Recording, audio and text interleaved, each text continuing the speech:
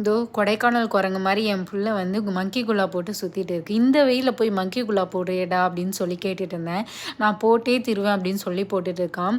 ஏன்னா வந்து 1 இயரில் போட சொன்னால் போடவே மாட்டேன்னு சொல்லி அழுது புரண்டு போராடும். நான் போட மாட்டேன்னு சொல்லி இப்போ 3 மங்கி குலாப் வச்சுட்டு ஒரு நாளைக்கு மாற்றி மாற்றி போட்டுட்டு உட்காந்துருக்கான். அதில் என்ன தான் இப்போ இன்ட்ரெஸ்ட் வந்துச்சுன்னு தெரில. இந்த சனிக்கிழமை தான் எங்களுக்கு ஆயுத பூஜை, அதுக்கப்புறம் கோவிந்தா கோவிந்தன் கோவிந்தாக்கு படையலும் போட்டாச்சு.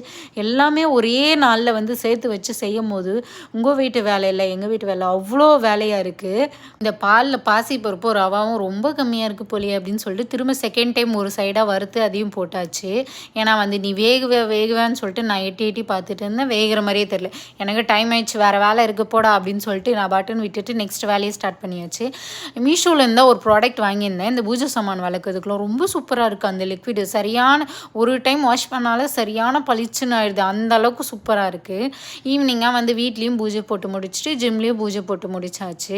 இந்த அச்சய பாரத்தில் காசு வர்ற மாதிரி இந்த சிங்க்லேருந்து எங்கே வந்து தான் சாமான்